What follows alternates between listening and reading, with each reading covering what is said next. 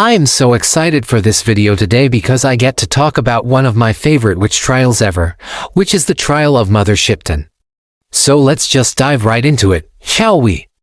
Mother Shipton was an English soothsayer and midwife who was tried and convicted as a witch in 1566. Her real name was Ursula Southwell, but she took the name Sybil or Sibylla when she became a fortune teller. She was born in 1508 and died in 1567. And she was said to have been born with a caul, which means that she was born with a membrane over her head, which supposedly granted her the gift of prophecy.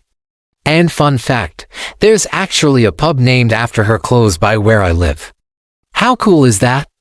So from what I can tell, most of the accusations against Mother Shipton were derived from the writings of two authors, which are, well, they're not really books, they're more like pamphlets. They're very small. And these two pamphlets were written during the height of the Protestant Reformation, and both of them attacked Catholicism, and both of them used Mother Shipton as kind of a representation of that. The first one is called The Detection of a Popish Treason, and the second one is called The Life and Death of Ursula Shipton. And I highly recommend that if you want to read these, if you can find them, please do because they are quite entertaining. Although it should be noted that these are not contemporary accounts of Mother Chip's life. They were written roughly 100 years after her death. Alright, so according to these pamphlets then, Mother Chip began her career as a young woman traveling around England with a troupe of traveling players. And she learned how to tell fortunes and allegedly met the devil in a tavern and made a pact with him. There are also rumors that she had a child with the devil, although that's not mentioned in either of these two pamphlets. But that story is definitely apocryphal. Another thing to note is that Mother Shipton was known to have studied the works of Cornelius Agrippa, which was a book on demonology and witchcraft. So obviously that didn't help her case at all. And here is where things get a little bit murky for Mother Shipton because there were some real accusations made against her. But there are some rumors that have kind of stuck around throughout history that may or may not be true. For example, it was rumored that Mother Shipton had made a list of the kings of England from Henry VIII all the way up to James VI and had predicted their fates. And there's even an old broadside ballad that still exists today called Mother Shipton's Last Warning, which was written shortly after her death, and it talks about her predictions for the future. In this ballad, she predicts, well, a lot of things actually. She predicts the Spanish Armada, the Great Fire of London, the plague, and even the execution of Mary Queen of Scots. And while this ballad does make for great storytelling, unfortunately, it is not helpful for us in figuring out what really happened during Mother Shipton's trial because it is not based on historical facts. However, what I did find interesting is that in the records of the Old Bailey, which is the central criminal court of England and Wales, there was a record of a woman named Ursula Southwell, aka Mother Shipton, who was accused of cheating a Thomasine Bridges out of money and goods under false pretenses, basically accusing Mother Shipton of being a fraud. This is the earliest accusation I could find against her, and it dates to 1560. But now let us go back to those two pamphlets that I told you about earlier because they contain the majority of the accusations that were made against Mother Shipton. According to those pamphlets, Mother Shipton continued to make money off of her fortune-telling, and then she began to dabble in healing and midwifery, which are two things that were commonly associated with witches at the time. Now, in fairness, midwifery was a very respectable profession. It wasn't really considered a craft of witches, but you know, sometimes women were accused of being witches simply for practicing as midwives. And the reason for this was that many people believed that in order to get a baby out of a woman, you had to use certain herbs and incantations and charms, and that those charms were actually curses that would harm the baby. According to these pamphlets, Mother Shipton used her knowledge of midwifery and healing to make money, and she was also very involved in the affairs of the town that she lived in. Eventually, the local priest stopped allowing her to make house calls because he thought that she was a witch. But again, this is during the Protestant Reformation, and it seems pretty likely that this pamphlet writer is trying to tie Mother Shipton to Catholicism in some way. So, I don't know how much weight we can put in that accusation. Anyway, eventually, Mother Shipton was accused of killing a woman during childbirth. And this was a pretty common accusation thrown against midwives. Again, because they believed that if a woman died in childbirth, it was because the midwife cursed her. But it wasn't just that Mother Shipton killed this woman during childbirth. She was also said to have cut out the dead baby and chopped its heart and liver into pieces and fed them to dogs. And then later, she was accused of stealing a child and throwing it into a river. Now, there is some speculation that Mother Shipton was the victim of slander and that the accusations against her were rooted in misogyny and religious persecution. And there are a few reasons that I think this might be true. First of all, in the records of the Old Bailey, there are several accusations against Mother Shipton that say she was a suspected witch, but none of them actually say that she was a witch. And also, there was another woman living in the same city as Mother Shipton who was accused of being a witch during the same time period. And that woman's name was Alice Foster. And Alice Foster was accused of cursing a neighbor of hers and then causing her to die in childbirth. Sound familiar? But okay, let's go back to the trial itself. On September 29, 1566, Mother Shipton and two other women named Alice Foster and Janet Clow were indicted for the crime of witchcraft. And at their trial, all three of them denied the charges against them. And it was only Mother Shipton and Foster who were found guilty. Unfortunately, Mother Shipton's defense did not go very well. The evidence against her was strong, mostly because of her connection to Alice Foster. Also, the fact that she lived alone didn't help her case. And finally, apparently Mother Shipton lost her temper on the stand and started hurling curses at the judge. And that didn't go very well either. After she was found guilty, Mother Shipton was sentenced to be burned alive, which was the punishment for being a witch in England. But she appealed her sentence, and it was eventually commuted to having her house and property confiscated and then being hanged. So she avoided the burning, but not much else. She was executed on February 3, 1567. And her body was then burnt after she was dead. As far as Alice Foster goes, she was burned alive. And as far as Janet Cole goes, she got off scot-free. Now, reading through Mother Shipton's trial record, I came away from it feeling like she was innocent, that she was a victim of circumstance. I feel like she was someone who was a little too outspoken and a little too independent, and that those things led to people believing that she must be a witch. I mean, just think about it. She traveled around the country as a fortune teller, which was already enough to get you accused of witchcraft. She made money as a midwife, which was also enough to get you accused of witchcraft. She lived alone, which, you know, you can add two and two together and see where that might lead. And then she probably annoyed some powerful men with her sharp tongue. And before you knew it, she was in pretty deep water. I also feel like people just wanted to believe that she was a witch. And once they formed that opinion, they just ignored all of the facts and went straight for the execution. So that is the tragic tale of Mother Shipton. What do you guys think? Do you think she was innocent, or do you think she was a witch? Let me know your thoughts down below. Thank you so much for watching, and I'll see you next week. Children's testimonies were an important factor in securing convictions during the Salem Witch Trials, but it was by no means the only factor. Now we can't say for certain how much influence these kiddos had over the outcome of the trials because unfortunately there are gaps in the historical record. However, what we do know is that most of the testimonies from children came after some pretty intense interrogations, which makes us wonder about the reliability of these testimonies. As we discussed in our previous episode, one of the first steps in accusing someone of witchcraft was to have them examined by a magistrate or judge to determine if they were indeed a witch. These examinations were not so much court proceedings as they were preliminary hearings to see if there was enough evidence against the accused to warrant a trial.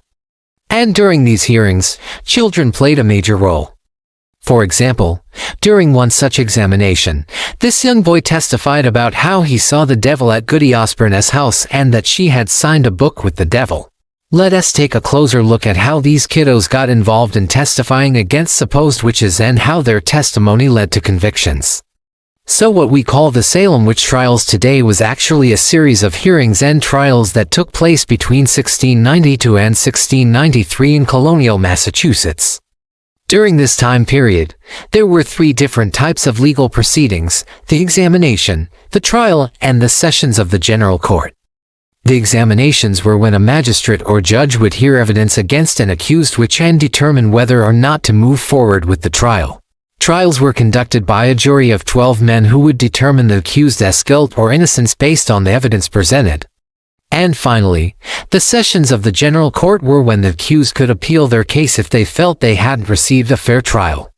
But as we mentioned, the examinations were essentially preliminary hearings to see if there was enough evidence against the accused to move forward with the trial. So basically, if the magistrate believed there was enough evidence, then the accused would be formally charged and a trial date would be set. If the magistrate didn't believe there was enough evidence, then the accused would be released, and that would be the end of it. The reason why these examinations were so important was because of the type of evidence that could be presented during them. Unlike the trials, which could only be held in the spring and fall due to the agricultural calendar, examinations could be held whenever. More importantly, however, was that the rules of evidence were much more relaxed during the examinations than they were during the trials. In fact, evidence obtained through torture was admissible in the examination hearings, whereas it wasn't during the trials. This detail is very important because many of the children's testimonies were obtained through intense interrogations. As historian Mary Beth Norton puts it, the magistrates made full use of the power to extract confessions and obtain spectral evidence through the use of physical force and psychological pressures. So that begs the question, what exactly were these children being asked, and how did the magistrates pressure them to give the desired answers? To answer that question, let's look at one of the most famous cases from the Salem Witch Trials, the case of Bridget Bishop. Bridget was one of the first women to be accused of witchcraft in Salem Village, and her accusers were a group of young girls. Like many other accused witches, Bridget was subjected to a number of preliminary hearings before finally being put on trial. During one of these hearings, she was accused of afflicting these children with illnesses, causing them to be in great pain and tormenting them while they slept. Now, the details of these accusations varied depending on who was testifying, but the general story remained the same. According to one witness, Bridget Bishop appeared to the afflicted children in a variety of shapes, including that of a dog, a cat, and even a yellow bird that flew around the room saying, "Beware! Beware!"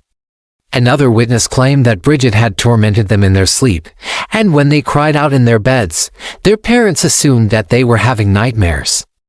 It was also claimed that the children were able to see the spirits of witches. And they claimed that they saw the spirit of Bridget Bishop rise from the grave and fly around the room.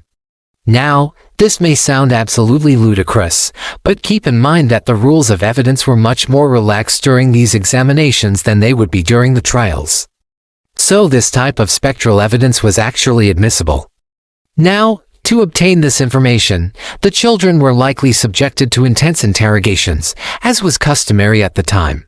Historian Mary Beth Norton describes these interrogations as being filled with threats, promises, leading questions, and psychological pressures. Basically, they weren't your typical nice and friendly chat. One example of an interrogation tactic used by the magistrates was to have the accused brought into a room with the children, and then leaving them alone together. Then they would ask the children what they saw and heard. When Bridget Bishop was brought into a room with the children, one of them cried out, "There she is," and pointed an accusing finger at Bridget. Now, we don't know exactly what was said during these interrogations, but this detail gives us a good idea of the type of pressure that was likely put on these children to testify against Bridget. In addition to these types of interrogations, the children were also given medical exams to see if they could substantiate their claims. We know that Bridget Bishop was subjected to a number of these exams because several doctors testified about them during her trial. They prodded and poked the children and watched closely for any reactions. If the children showed signs of pain or distress, then it was noted that they were indeed under the influence of witchcraft. And as you can imagine, these types of examinations were very uncomfortable for everyone involved. One doctor described how he felt while performing his examination of one of the girls, saying, "Her fits are very violent and terrible to see. My hands were shaking in them and I was forced to sit down several times." Now, despite the fact that the children's testimonies were obtained under these types of intense conditions, they were still very important in securing convictions during the witch trials. This is because the magistrates and judges who oversaw the trials were looking for any evidence that could prove the existence of witchcraft. Remember, during these trials, the burden of proof was on the accused to prove their innocence. So if the prosecution presented even a shred of evidence that the accused was a witch, then it was up to them to disprove it. And as we mentioned earlier, the rules of evidence were much more relaxed during the examinations than they would be during the trials. So even if the children's testimonies were obtained through torture, they were still considered valid. In fact, it was largely thanks to the children's testimonies that many of the accused were even brought to trial. You see, the children were seen as innocent witnesses who were simply telling the magistrates what they experienced. After all, they were just kids. Who would accuse an innocent child of lying and making up a story about being afflicted by a witch? Well, some people, actually. There were several individuals, both during and after the witch trials, who doubted the validity of the children's testimonies. One such person was Increase Mather, a prominent minister who preached a sermon in 1690 warning about the dangers of believing children's testimony in matters of witchcraft. He argued that children were too imaginative and that their testimony should be viewed with suspicion. Despite these criticisms, however, the magistrates and judges at the time still placed a great deal of importance on the children's testimonies.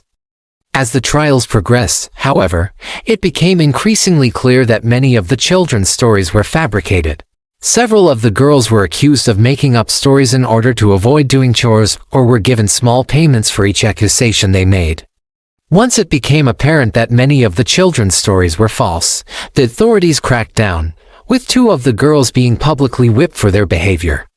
Despite this, though, the children's testimonies still played an important role in securing convictions during the witch trials. Ultimately, 19 people were put to death for witchcraft based largely on the children's testimonies. While it is impossible to say for sure how much influence the children had over the outcome of the trials, it's clear that their testimony played an important role. However, it was by no means the only factor in these cases. After all, the magistrates and judges were well aware that children's testimony can be unreliable, and yet they still chose to place great importance on it. What's more likely is that the children's testimony, combined with the other evidence, was enough to convince the magistrates that there was enough evidence to warrant a trial. Once the trials began, however, it was up to the juries to decide whether or not to convict the accused. And as we discussed in our previous episode, the juries were very quick to find the accused guilty. So while the children's testimony was an important factor in securing convictions during the Salem Witch Trials, it was by no means the only factor. Thank you so much for watching. I hope you learned something new. If you did, please consider liking and subscribing. I'm also on social media if you want to follow me there for updates and bloopers. It's me. And today we're talking about what exactly were the accusations against witches during the Salem Witch Trials. And was there any truth to them? The Salem Witch Trials were a series of hearings and prosecutions of people accused of practicing witchcraft in colonial Massachusetts between February 1692 and May 1693. More than 200 people were accused, most of them women. There were 19 people executed, 14 hanged, and 5 died in prison. But what exactly did they accuse these poor souls of? Now, back in the day, witchcraft was a very serious business. They took this stuff very seriously.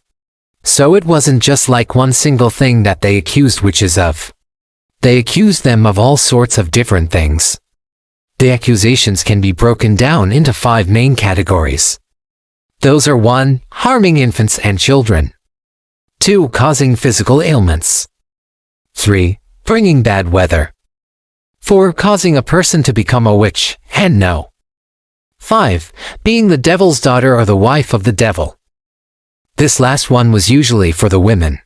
In the early days, the accusations were pretty tame, such as bewitching a person or causing harm by merely looking at them. Now, in more extreme cases, they could cause harm through a number of means. 1. By sending diseases. 2. By causing children to have fits or seizures. 3. By casting spells, or 4. By putting curses on someone. You can see why people would believe these women actually had the power to do these things, especially when children were involved. Take, for instance, the case of 7-year-old Elizabeth Hubbard. She started screaming and thrashing about the room, contorting herself in ways that seemed impossible. She would bite and scratch those trying to restrain her. At one point, she bit a Mr. Bridges on the hand so hard that her teeth made a divot in his flesh. The girl also spoke in tongues and predicted all sorts of horrible things that would happen, like fires and floods, which, of course, terrified the religious Puritans who believed anything was possible. Another little girl, Abigail Williams, also had some strange behavior. She claimed she saw witches flying through the air with Satan himself. When asked how she knew it was Satan, she replied, "Because he had two horns like a bull." This is also about the time that people started claiming they saw the devil in person, in animal form, and that he visited these witches in their homes and slept with them. These people believed that the devil could take the form of an animal, which was called an incarnation, and then sleep with a woman and get her pregnant, making her the mother of Antichrist. And when she gave birth, the baby would be the spawn of Satan himself. There were even people who claimed to see witches swimming naked in ponds under the light of the full moon. And if you didn't know, back in the day, witches were huge fans of swimming naked under the full moon. Not really. I made that part up, but everything else is true. So let's talk a little bit about these naked witches swimming in the ponds. In 1692, Reverend John Hill went to Salem Village to give a sermon. He said that he saw Mary Warren and Sarah Good swimming naked in a lake in the middle of winter. According to him, this was proof they were witches because no sane person would go swimming in cold water without their clothes. Of course, maybe they were insane, or maybe, just maybe, he was making it up. And it gets worse because later he also said that he saw Rebecca Nurse bathing in a nearby pond, and that she did not have any clothes on, even though she was clearly in view of other people. Now, hold on a second. We all know that Rebecca Nurse was innocent, but there is one little problem. We don't actually know what happened here. Did Hale see what he said he saw? Did he make it up? Or did someone tell him something and he repeated it to the congregation? Unfortunately, we don't know. And there's another problem with that story. Another minister, Reverend George Burroughs, told people he saw Rebecca Nurse washing her face in a bucket of water. But he never said anything about her being naked. So was it really the devil's daughter who was bathing in the ponds and buckets? Well, according to the Puritans, yes. But what does science say? Okay, I am gonna put my tinfoil hat back on now because this next part is gonna require some really good blocking and tackling. Okay, I'm done. So let's talk about some other things they accused these poor souls of. Some of the people accused were well-respected members of society. For example, Martha Carrier. She was described as a strong-willed woman, but a good Christian nonetheless. According to the prosecution, she could turn into a spider, fly around the countryside, and she was also seen swimming naked in the same pond with Mary Warren and Sarah Good. She was also accused of having sexual relations with the devil. I guess when you're naked in a pond, anything's possible. She was found guilty and hanged. Then there was Sarah Osborne, who was also very well respected in her community. She was known for her kindness and charity work, but that didn't stop them from accusing her of being a witch. According to Reverend John Hale, he saw Sarah Osborne at a witches' meeting in the forest, dancing around a fire and singing songs while the devil looked on with great pleasure. They also accused her of swimming naked in that pond. As proof that she was a witch, Sarah was hanged. Let's move on to one more before we end this video. Let's talk about Tituba. She was an enslaved woman and the first person to be accused of witchcraft in Salem. She was born in Barbados and grew up in a household where African and Native American religions were practiced. As a child, she was taught that there were evil spirits in the world that could bring harm to people. So when Tituba moved to Salem, she continued to practice her religion, which included some pretty wild stuff like herbalism and animal sacrifice. So when the accusations started coming in, Tituba became a prime target. She confessed to being a witch and was able to avoid execution by agreeing to help convict others. Now, here's the thing. What was the evidence that they used to convict these people? Well, let's break it down. First, there was spectral evidence. This was basically where the accusers said that they saw the defendant at a witches' meeting in the forest, or they saw them swimming naked in the pond, or they saw them with the devil. You get the picture. Second, there was physical evidence. This was where they could show the court that they had seen the devil in animal form, usually in the form of a cat or a dog, but sometimes as a toad or a monkey.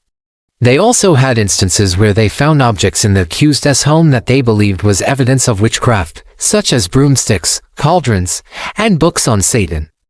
The third type of evidence they used was testimonial. Basically, this was where people came forward and said that they heard the accused confess to being a witch or they saw them commit witchcraft. Now, the reason I'm telling you all this is because this stuff is important. Why? Because it gives us a window into the minds of the Puritans and how they thought the world worked. To them, witches weren't just people who were into herbalism or had a different religion. No, witches were people who literally sold their souls to the devil. They believed that witches were everywhere, and they believed that these people were real. Now, today we look back on these trials and shake our heads in disbelief. How could anyone believe this stuff? But back then, it was a very different time. People were superstitious, and they believed that witches were real. They believed that they could cause harm to people, that they could bring about bad weather, and that they could even travel to the devil's lair and swim naked in his honor. Alright, thank you so much for watching. Alright, remember to like and subscribe. Peace.